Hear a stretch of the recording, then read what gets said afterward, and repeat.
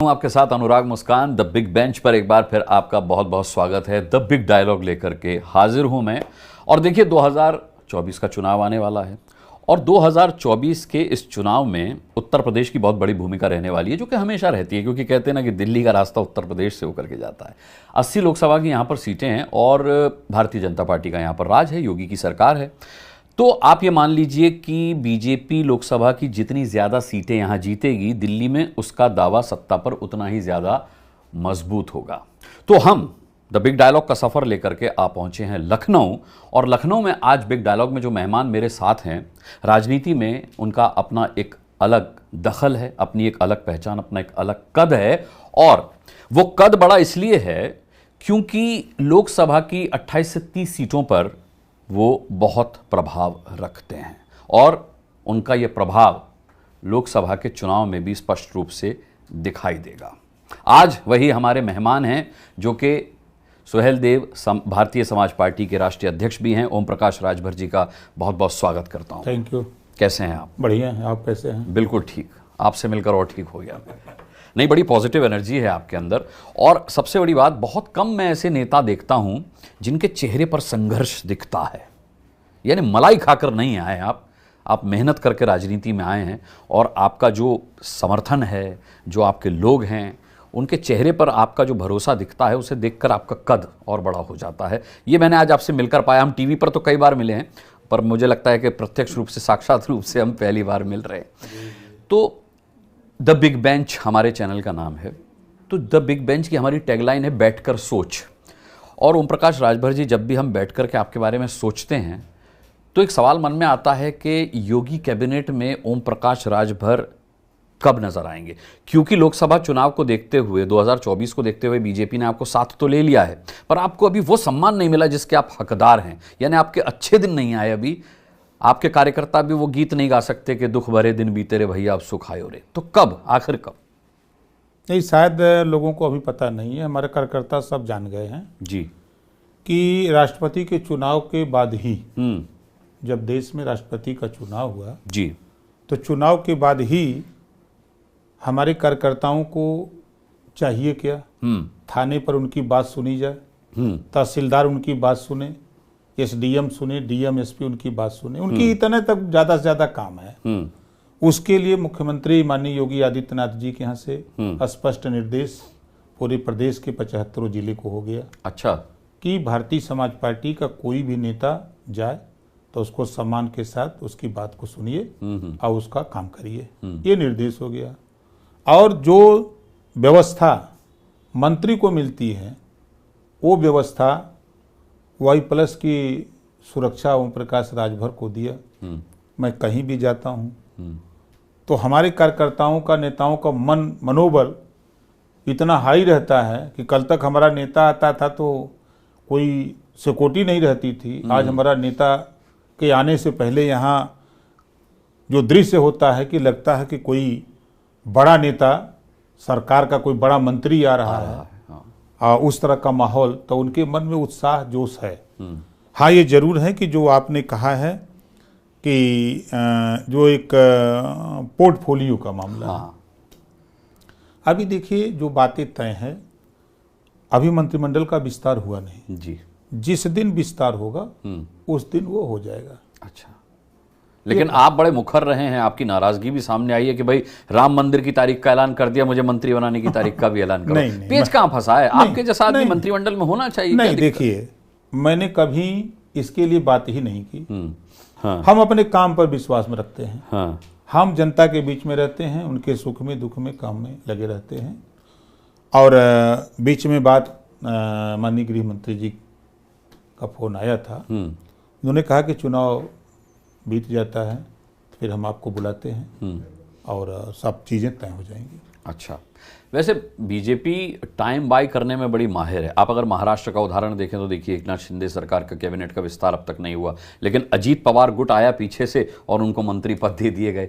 तो कहीं ऐसा धोखा तो नहीं हो जाएगा? नहीं, ऐसा कुछ। देखिए, हमारे साथ ना, हम ऐसे जीव हैं कि आपने देखा कि देश में बाबा साहब डॉक्टर अम्बेडकर जी के बाद जी, बाबा साहब डॉक्टर अम्बेडकर जी ने केंद्रीय मंत्रिमंडल में मिनिस्टर थे, उन्होंने रिजाइन दिया।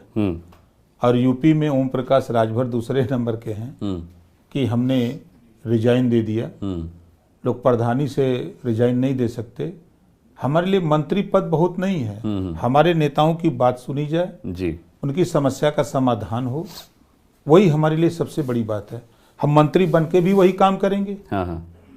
हमारे कार्यकर्ता नेताओं का मनोबल कि थाने पर हमारी बात सुनी जाए, हमको सम्मान मिले, हम तहसीलों पे जाए, एसडीएम के यहाँ, तहसीलदार के यहाँ, डीएम के यहाँ, एसपी के यहाँ, तो हमारी बात मजबूती से सुनी जाए, हमारा काम हो, यही उनका मकसद है। तो वो तो हो ही रहा है, उसमें कहाँ पीछे हम लोग हैं, उसमें तो एक नंबर है। नहीं, फिर भी कार्यकर्ता को उम्मीद तो रहती है कि नेता है, मंत्रिमंडल में होगा, तो वो तो सम्मान, एक ड्यू सम्मान। नहीं, वो बिल्कुल, ये देखिए हम तो समझते हैं कि हमारे कार्यकर्ता से ज्यादा हमारे चाहने वाले पत्रकार भाइयों को है कि जल्दी हम लोगों को मिठाई खिलाते जी, और ज़्यादा चिंता रहती है, क्योंकि स्वाभाविक है कि हमारी आपकी पहली मुलाकात है। जी जी।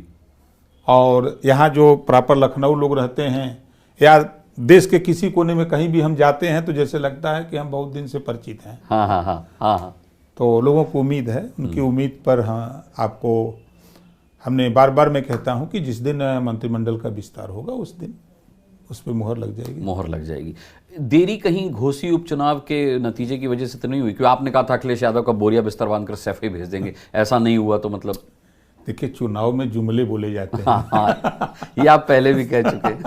हाँ, वोट लेने के लिए चुनाव में जुमले बोले जाते हैं, और कोई भी चुनाव हो, हमारा वोटर, हमारी पार्टी, हम लोग अपनी पार्टी के मालिक हैं।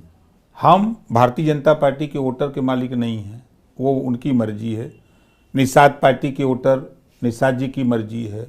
अपना दल, आशीष पटेल जी, अनुप्रिया पटेल जी मालिक हैं। तो हम अपने वोट को परिदृश्य जो वहाँ दिखाया, चाहे माननीय डिप्टी सीएम केशव मौर्य जी गए हों, चाहे माननीय ब्रजेश पाठक जी गए हों, चाहे माननीय मुख्यमंत्री योगी आदित्यनाथ जी गए हों, जो भी नेता यहाँ से गया वो स्वीकार कर लिया कि यहाँ लड़ाई भाजपा का प्रत्याशी नहीं लड़ रहा है, बल्कि भारतीय समाज पार्टी का प्रत्याशी लड़ रहा है। ऐसा हम लोगों ने वहाँ धरातल पे पूरी नाकेबंदी अपने वोट को लेकर के हम लोग करते रहे, और अंतिम तक जब तक वोट डलवा नहीं दिए हम लोग, तब तक वहाँ से हम लोग हटे नहीं, और हम लोग अपने काम में सफल रहे। राजनीति में चुनाव हार जीत दो ही बात है जी। बसपा का चुनाव न लड़ना, हम लोग उस वोट को हल्के में लिए, और उस पे डाका समाजवादियों ने मजबूती से डाला। जीत को भी अब डाका डाला कह रहे बेचारे मेहनत से जीते, आप कह रहे डाका डाला। मेहनत का किए देश, आप उठा के देखिए ओम प्रकाश राजभर ने घोसी चुनाव में क्या क्या किया। कभी जीवन में प्रोफेसर राम गोपाल जी गांव में वोट मांगने के लिए नहीं जाते, उतार दिया। कभी अखिलेश जी बाई इलेक्शन में निकल करके कभी नहीं गए, उनको भी निकाल दिया। गांव-गांव जिस शिवपाल जी को अखिलेश जी फूटी आंख नहीं देखना चाहते थे, उनको जिम्मेदारी दे करके पूरा चुनाव की कैंपेनिंग में उनको लगा दिया। पहली बार ऐसा हुआ, ये तो उपलब्धि है। जब मैं पहली बार कहा कि एसी से बाहर निकलो तो अखिलेश जी को बुरा लगा था, लेकिन हमारी बात सारे लोग आ गए। और मजे की बात कि मैंने तो देखा प्रोफेसर राम गोपाल जी को गांव में जाकर के वोट मांगते हुए, गिड़गिड़ाते हुए कि दे दो भैया, जान बचा दो। और गांव के लोगों ने जब हमारे वोटर के यहाँ गया तो कहा नहीं, हम लोग भारतीय समाज पार्टी के हैं, हमारा नेता ओम प्रकाश राजभर है, हम लोग यहाँ कमल के फूल पर वोट देने के लिए हमारा नेता कह दिया है, हम लोग आपके कहने पर वोट नहीं दें। ये प्रोफेसर राम गोपाल जी के सामने लोगों ने जवाब दिया, जबकि वोटर ऐसा बोलता नहीं। ये चीज वहां देखने को मिला। ये खबर मुख्यमंत्री को भी, यूपी योगी जी को भी, गृह मंत्री जी को भी, प्रधानमंत्री जी को, जेपी नड्डा जी को, हमारे प्रदेश अध्यक्ष भूपेंद्र चौधरी जो भाजपा के हैं, सबको, मतलब कोई ऐसा नहीं था कि जिसको उसके संबंध में जानकारी ना रही हो। सभी लोग कि भाई गजब है इनका संगठन, और ये लोग गजब है, इतना धरातल पर कैसे काम करते हैं। अच्छा, योगी जी के लिए थोड़ी मुश्किल आपने निषाद पार्टी ने बढ़ा नहीं दी है। कल मैं संजय निषाद जी के साथ था तो वो दावा कर रहे थे कि मैं गारंटी देता हूँ, मैं 40 सीटें जीतकर योगी जी को दे सकता हूं। तो मैंने कहा अगर इस हिसाब से तो फिर आप डिप्टी सीएम बन जाएंगे, नज़र उनकी सीएम की कुर्सी पर ही है, आपत्ति किसी को नहीं है अगर उन्हें सीएम बना दिया जाए तो आप 28 से 30 सीटों पर अपना प्रभाव रखते हैं, तो क्या बीजेपी का कोई प्रभाव नहीं है? मतलब नहीं, देखिए संजय निषाद जी ने जो बात कही है, हाँ, कि एनडीए के सभी लोग मिलकर के जहां हमारा प्रभाव है, अच्छा, वो अकेले की बात नहीं किए होंगे। हम तो कह रहे हैं कि 80 सीट हम जीत के देंगे। हाँ, हम एनडीए के सभी साथी मिलकर के हम 80 सीट जीतने का लक्ष्य रखे हैं। उसके लिए 6 तारीख को मैनपुरी, प्रभाव तो हमारा है वहां। आप देखिएगा 6 तारीख को मैनपुरी में कम से कम आपको 20,000 ओरिजिनल भीड़ मिलेगी मैनपुरी में, जहां अखिलेश जी का घर है। ओरिजिनल भीड़, हम ओरिजिनल बात में करता हूं। मैं समझ गया। हाँ। आपको 7 तारीख को हरदोई आपको नहीं कुछ मिलेगा तो कम से कम 15-16 हजार की भीड़ मिलेगी, जहां हमारा वजूद नहीं है। अच्छा। वहां की बात कर रहा हूं। तो हम 80 सीट हम एनडीए के साथी मिलकर के, चूंकि इस नाते मैं कह रहा हूं, देखिए हम सच बोलते हैं।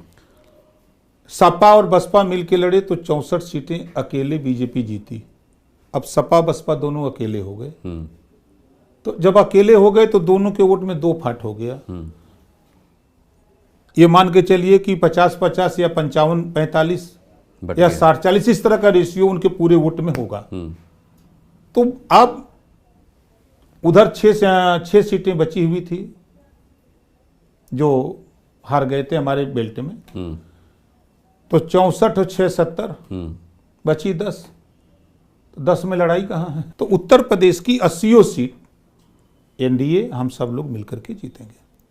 जातिगत जनगणना आजकल बड़ी बहस बनी हुई है। बीजेपी, हालांकि आपकी जो सहयोगी पार्टी है, वो बहुत ज़्यादा उस पक्ष में नहीं है। क्या लगता है आपको, उनको डर है कि जातियों में बंटकर अगर वोटर वोट देगा तो फिर उनके हिंदुत्व के एजेंडे का क्या होगा? अच्छा बताइए कि आज़ादी के बाद से अब तक जातिवाद कब नहीं हुआ? जातिवाद कब नहीं हुआ? पार्टी का संगठन जाति के आधारित, मंत्रिमंडल का विस्तार जाति के आधारित है ना। तहसीलों में तहसीलदार ठप्पा मार के देता है जाति प्रमाण पत्र का। जब तक तहसीलों में जाति प्रमाण पत्र का ठप्पा मार के तहसीलदार देगा तब तक देश में जातिवाद होगा। उसको कोई नहीं रोक सकता है। ये इतिहास है। मतलब आप पक्षधर हैं जातिगत जनगणना के? हम तो 21 साल से चिल्ला रहे हैं। हम तो 21 साल से चिल्ला रहे हैं। अभी कल सदन में भी मैंने कहा कि समाजवादी पार्टी को ये जानकारी ही नहीं थी कि जातिवाद जनगणना क्या होती है। जब मैं समाजवादी पार्टी से दोस्ती किया तब उसको समझ में आया। नहीं तो इसी विधानसभा के अंदर 5 साल मुख्यमंत्री अखिलेश जी थे, एक भी बार एक लाइन जातिवाद जनगणना पर सदन के अंदर चर्चा हुई हो तो बता दें। सदन के अंदर मैंने कल बोला, मैं चोरी की बात नहीं करता, सदन के अंदर बोला। जब मैंने जातिवाद जनगणना की बात इनको समझाया बताया तो अब ये बोलने लगे। वही कांग्रेस पार्टी के नेता राहुल जी जातिवाद जनगणना की बात करते हैं। जब 2011 की जनगणना सार्वजनिक करने की बात लोकसभा के अंदर आई तो उस बिल को कौन फाड़ा? राहुल जी ने कि नहीं करेंगे। आज क्यों बोल रहे हैं? आज स्थिति है कि जातियां जाग रही हैं अपने हक के लिए। ये हमारा भी हिस्सा है, हमको भी बंटवारा चाहिए, हमको भी यहाँ रोटी कपड़ा मकान शिक्षा दवाई चाहिए, हमको भी राजनीति में भागीदारी चाहिए।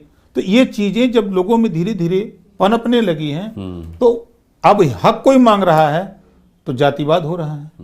कल तक सर्टिफिकेट बनता था जातियों के आधार पे, मंत्री जातियों के आधार पे टिकट बांटते थे, जाति के आधार पे संगठन, तब कोई नहीं बोलता था। लेकिन अब बोल रहे हैं। तो देखिए बाबा साहब डॉक्टर अम्बेडकर ने संविधान में व्यवस्था क्यों दिया है हर 10 साल पे जातिवाद जनगणना, कि कौन सी जाति शिक्षा स्वास्थ्य रोजगार नौकरी में पिछड़ गई उसको ऊपर उठाने के लिए सरकार व्यवस्था करके उसको आगे करे। मकसद यही है जो पंडित दीनदयाल उपाध्याय जी की सोच थी कि सबसे निचली पायदान पे जो व्यक्ति है उसको ऊपर लाया जाए। वही बात बाबा साहब डॉक्टर अम्बेडकर जी ने कहा, वही बात महात्मा बुद्ध ने कहा, वही महात्मा ज्योतिबा फूले, सावित्रीबाई फूले, छत्रपति साहू जी महाराज, वही बात कांशीराम जी ने कही। सारे महापुरुषों ने उसी बात को कहा है। तो उसी काम के लिए तो संविधान में व्यवस्था है। और आपको बता दूं, ना कांग्रेस कर पाएगी, ना सपा, ना बसपा, कोनो पार्टी नहीं करेगी। बीजेपी कर देगी। इसको करेगा कोई तो भारतीय जनता पार्टी माननीय नरेंद्र मोदी जी उन्हीं के नेतृत्व में होगा, देख लीजिएगा। मतलब मंडल कमंडल की राजनीति से आपको ऐतराज नहीं है? हमको कोई दिक्कत नहीं है, लेकिन वो दौर याद कीजिए जब मंडल कमंडल की राजनीति, कोई दिक्कत नहीं, देश में आग लगी थी। हम अपनी बात करते हैं। हम अगर इस देश में, इस उत्तर प्रदेश में गोंड खरवार का अगर जाति प्रमाण पत्र शासनादेश जारी है, तहसीलदार नहीं बना रहा है, तहसीलदार एसडीएम नहीं बना रहा है, डीएम उसको संज्ञान में नहीं ले रहा है, ये लड़ाई हम लड़ने के लिए हम धरातल पे काम करते हैं। हम जो वंचित शोषित हैं, दलित पिछड़े हैं, हम उनके हक की लड़ाई लड़ने के लिए काम करते हैं। हम भी भगवान को मानते हैं, लेकिन हम असली भगवान अपने माँ बाप को मानते, पहले उनकी पूजा अर्चना, उसके बाद तब सबकी पूजा करते हैं। पहले हम वहाँ, जो मुझे यहाँ आपके सामने यहाँ बैठाया है, मेरे माँ बाप ने पढ़ाया लिखाया नहीं होता, मुझे उस योग्य नहीं बनाया होता, तो आज मैं आपके सामने यहाँ नहीं बैठता। बाबा साहब डॉक्टर अम्बेडकर जी ने संविधान नहीं दिया होता, संविधान में व्यवस्था नहीं दिया होता, समता स्वतंत्रता बंधुत्व पर आधारित संविधान नहीं होता, हम यहाँ नहीं बैठते। जो विसंगतियां थी देश में, सारी विसंगतियों को दूर करके आज एक साफ सुथरा संविधान बाबा साहब ने दिया कि अब वो चीजें, सारी चीजें खत्म हो गई हैं। अब लोगों को अपने हक के लिए, शिक्षा, स्वास्थ्य, रोजगार के लिए लड़ने के लिए हम लोग प्रेरित कर रहे हैं। चलिए, आपकी लड़ाई जीत की ओर बढ़ रही है, आपको शुभकामनाएं भी हैं। इंडिया गठबंधन 2024 में ये मान रहा है कि मोदी को हम नस्तनाबूद कर देंगे और प्रधानमंत्री भी हमारा होगा। अखिलेश यादव भी उसका एक हिस्सा हैं, इंडिया गठबंधन का। आप उनके पुराने साथी रहे हैं, तो पहले तो मैं यही पूछना चाहता हूं कि वादे पर किसके ज़्यादा भरोसा है आपको? कौन अपने वादे पर कसौटी पर ज़्यादा खरा उतरता है, अखिलेश जी या फिर बीजेपी? देखिए, पिछड़ों को धोखा दिया समाजवादी पार्टी के लोगों ने। 3 सितंबर 2013 को हाई कोर्ट ने आदेश दिया कि 27% आरक्षण का लाभ कुछ जातियां उठा रही हैं, उत्तर प्रदेश सरकार इसको बांट के दे। मुख्यमंत्री कौन था? अखिलेश यादव जी। हाई कोर्ट की बात को नहीं माना। 27% आरक्षण का लाभ किसने उठाया? नाम तो लेते हैं या मोवाई। 18% मुसलमान वोट देता है उनको। दिया क्या उनको?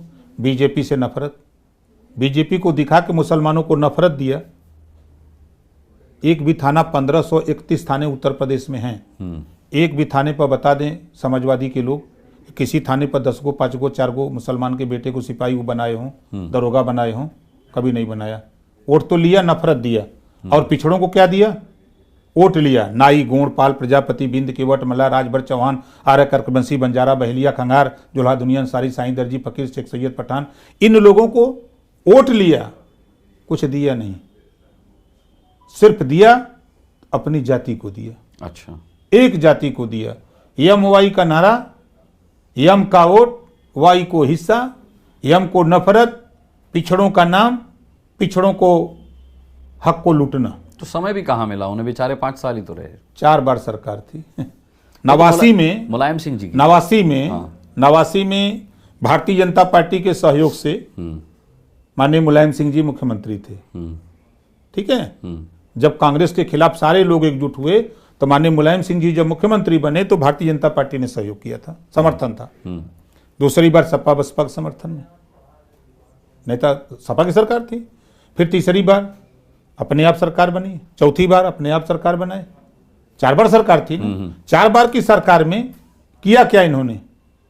4 बार की सरकार में एक काम बता दें, पाल, प्रजापति, बिंद, केवट, मल्ला, राजभर, गोंड, खरवार, आर्य, कर्कवंशी, बंजारा, बहेलिया, खंगार को, कि इन्होंने किसी को एक को दरोगा बनाया हो, कहीं पुलिस की भर्ती में एक सिपाही बना दिया हो? आप आवाज उठाते थे जब थे अखिलेश यादव के? 100%। हम तो तब भी, आज भी कहते हैं, तब भी कहते थे कि भाई हिस्सा लूटा गया, अब हिस्सा लूटने नहीं देंगे। हम वो पेन हमारा वो नहीं कि वो गाना बजता ना, छुप छुप आहें भरना क्या, जब प्यार किया तो डरना क्या। जब हम आपके साथ है तो सुनो। हम सुनाते थे खूब कि 27% सामाजिक न्याय समिति। देखिए, सबसे बड़ी बात जो आपने कही ना कि समाजवादी पार्टी 2017 में रोहिणी आयोग का गठन हुआ। राष्ट्रीय स्तर पे 27% आरक्षण को बांट करके सभी जातियों को देने का एक प्राविधान भारतीय जनता पार्टी ने रोहिणी आयोग का गठन किया। समाजवादी पार्टी कभी उस पर चर्चा करती है? राघवेंद्र सिंह के नेतृत्व में कमेटी बनी, 7, 9, 11, 27% को बंटवाया। मैं मिनिस्टर था। कभी सामाजिक न्याय समिति रिपोर्ट लागू करने की बात समाजवादी पार्टी करती है? मुसलमानों की हितैषी बनती है। सच्चर कमेटी की रिपोर्ट लागू करने के लिए 5 साल मुख्यमंत्री थे अखिलेश जी। कभी सच्चर कमेटी की बात की चर्चा की? कभी रघुनाथ मिश्रा कमेटी रिपोर्ट लागू करने की चर्चा की? नहीं की। उस समय ये सब नहीं जरूरत थी। सत्ता से बाहर होने के बाद ये कहते हैं कि केंद्र का काम है। सत्ता में थे तो आपने क्यों नहीं कराया? 5 साल तो थे।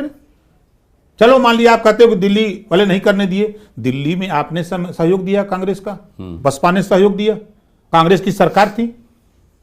आपके खाते में रक्षा मंत्री माननीय मुलायम सिंह जी रक्षा मंत्री थे। तो उस समय आपने जातिवाद जनगणना की बात क्यों नहीं किया? अब तो 5 साल चले ना, सरकार चली 5 साल ना, आपने क्यों नहीं किया?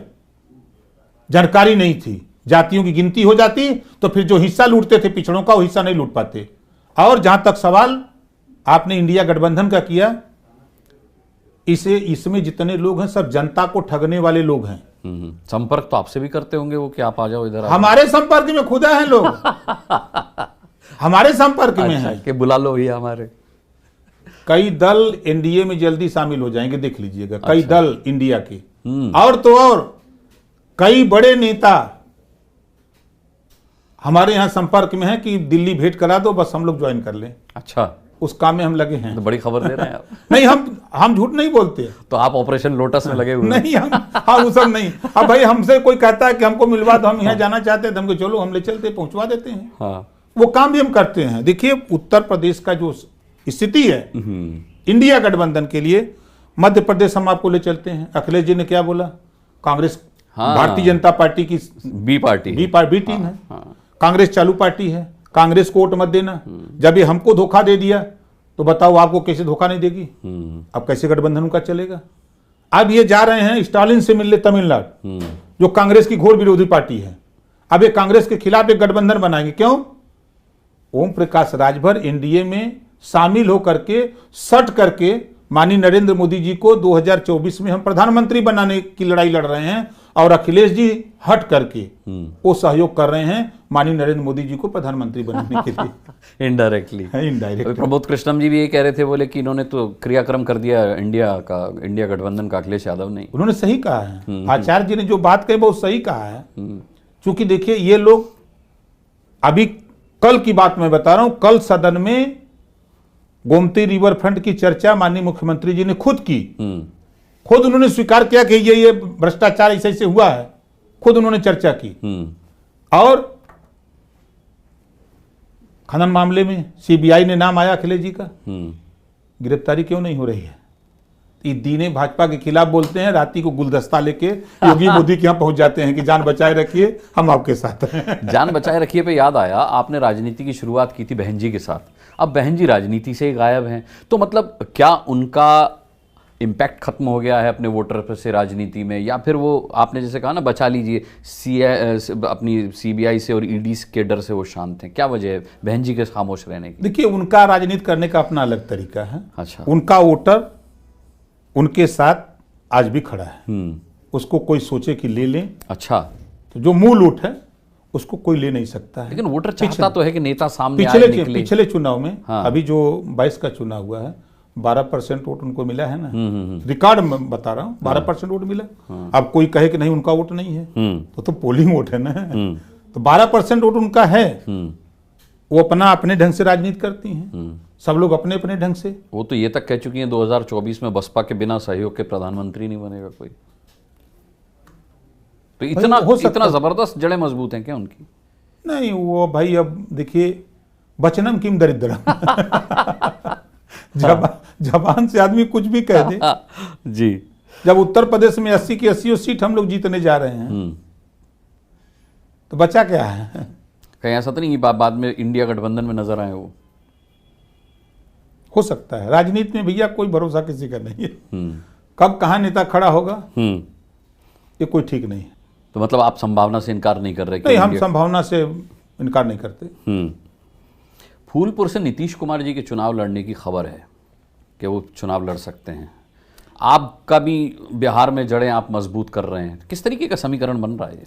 देखिए ये लोकतंत्र है, सब लोग स्वतंत्र हैं। देश के किसी कोने में कोई चुनाव लड़ सकता है। पर फूलपुर तो आपका क्षेत्र है।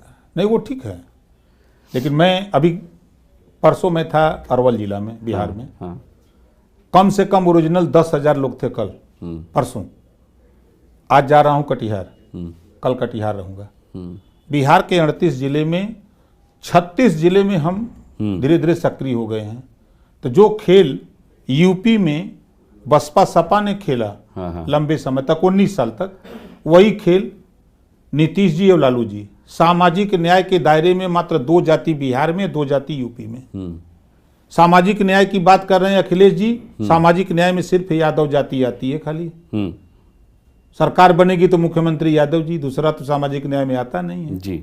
वहां सरकार बनेगी बिहार में तो नीतीश जी सामाजिक न्याय में आते हैं या लालू जी, दूसरा तो आता नहीं। अब लालू जी लड़ रहे हैं कि हमारा बेटा मुख्यमंत्री बन जाए, और यहाँ आपने देखा कि मुलायम सिंह जी ही खुद बयान दिए कि देश का पहला नेता हूं कि जो अपने बेटे को मुख्यमंत्री बनाया, और मुख्यमंत्री बनने के बाद वो खुद हमारा नहीं हुआ तो देश में किसी का नहीं होगा। ये मुलायम सिंह जी ने बोला है। बयान था उनका, है ना। तो वो खुद यहाँ अपने बेटे को प्रोजेक्ट करके चले गए, और वहां वो अपने बेटे को प्रोजेक्ट करने में लगे हुए हैं। जनता से मतलब नहीं है। जो मैं धरातल पे वहां देख रहा हूं, और यहां भी देखिए 38% बैकवर्ड का, और लगभग समझिए कि करीब 12% वोट अति दलित का। ये वोट जिधर दोनों मिला करके ये वोट जिधर जाता है उसी की सरकार बनती है। ये कल तक कांग्रेस के साथ था तो कांग्रेस, बसपा सपा के साथ तो इनकी, इन सबका साथ छोड़ दिया बीजेपी के साथ है। कल मैं सदन में भी इस बात को कहा कि आप लोगों की मेहरबानी से ये 38% इधर चला गया है, सरकार उधर चली गई, उधर से इधर आ गए। ये इस समय मजबूती से भारतीय जनता पार्टी के साथ खड़ा है। वहां भी 38% साथ छोड़ने जा रहा है बिहार में, तो क्या हाल होगा नीतीश जी का। वो यहाँ आ रहे हैं, हम वहां चापे हैं। आपका क्या प्लान है बिहार को लेके?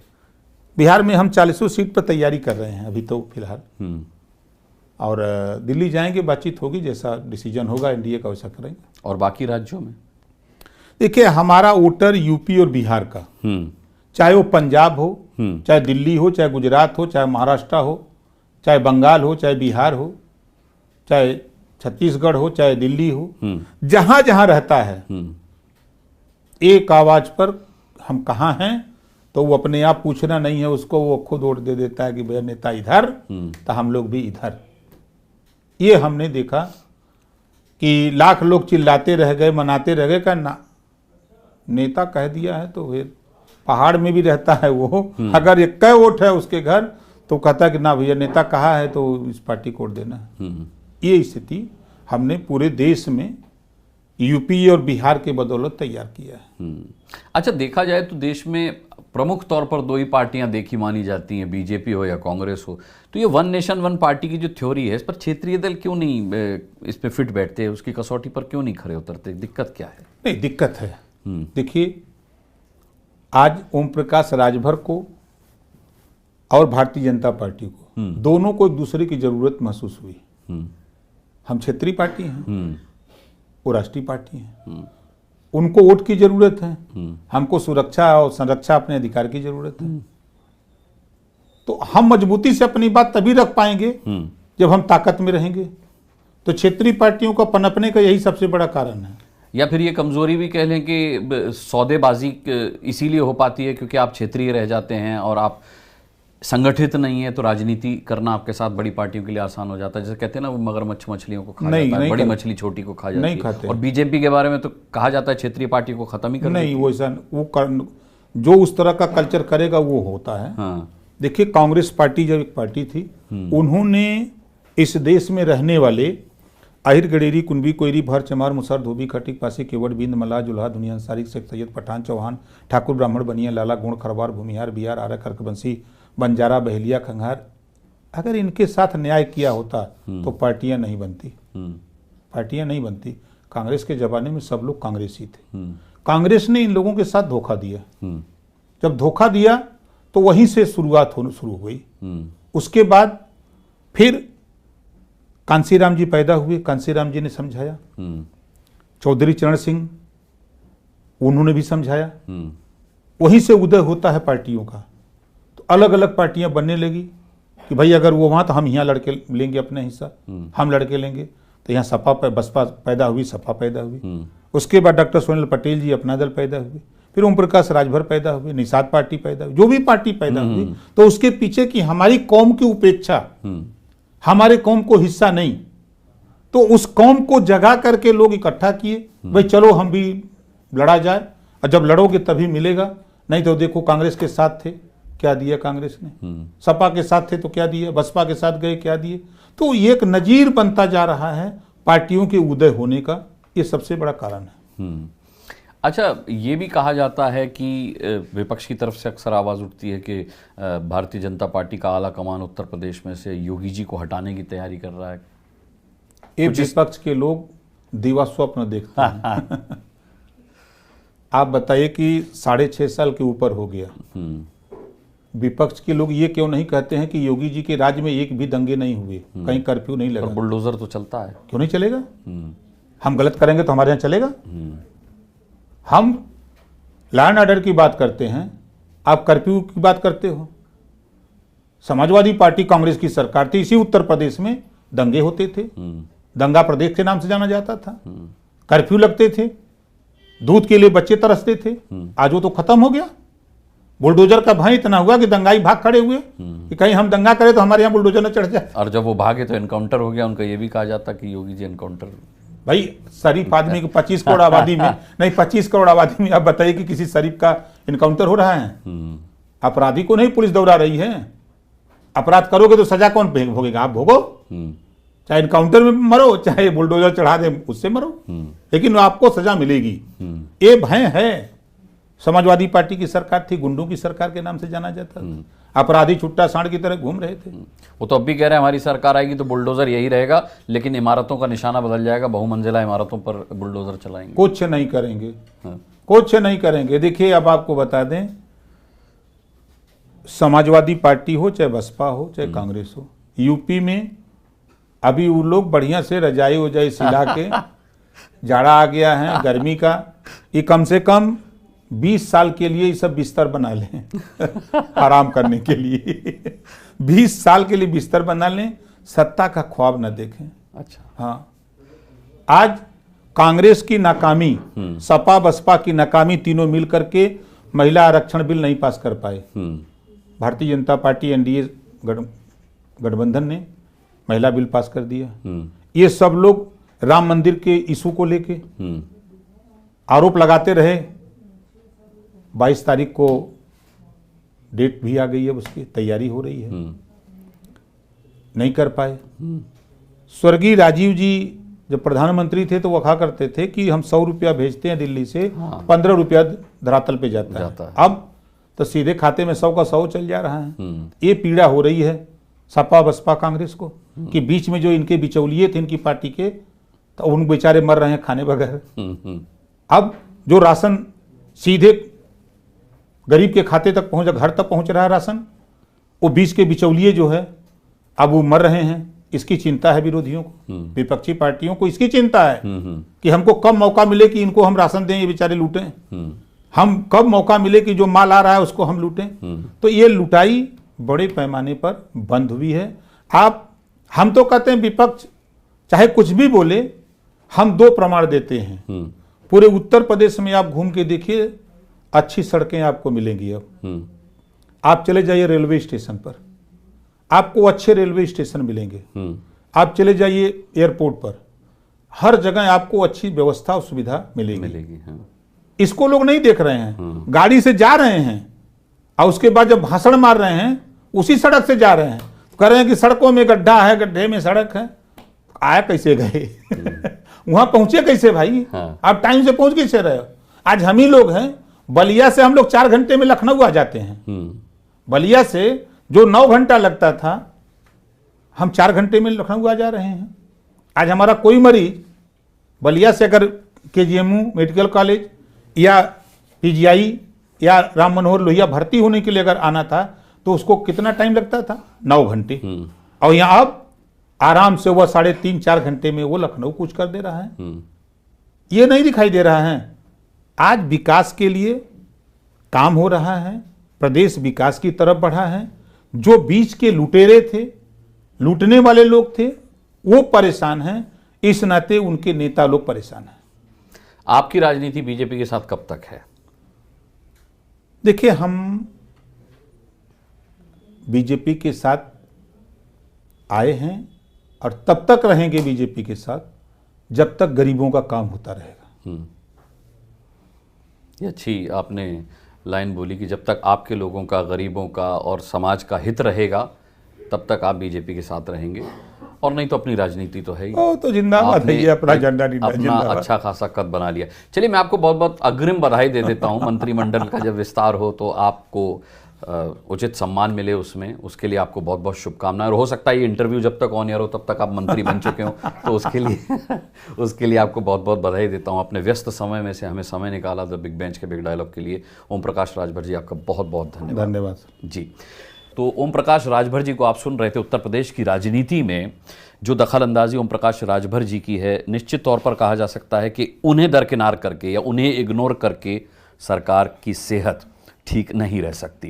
लेकिन हम तो यही चाहते हैं कि सरकार की सेहत ठीक रहे, क्योंकि जब सरकार की सेहत ठीक रहेगी तो जनता के लिए भी वो जो वादे किए हैं, जो दावे किए हैं, उन पर काम कर सकेगी और उन्हें मूर्त रूप से सामने ला सकेगी। द बिग डायलॉग में वादे के मुताबिक द बिग गेस्ट से हमने आपको मिलवाया, ओम प्रकाश राजभर जी से। अगले द बिग गेस्ट के साथ बिग डायलॉग में बहुत जल्द हाजिर होंगे। तब तक के लिए अपना बहुत बहुत ख्याल रखिएगा। अभी के लिए मुझे इजाजत दीजिए। नमस्कार।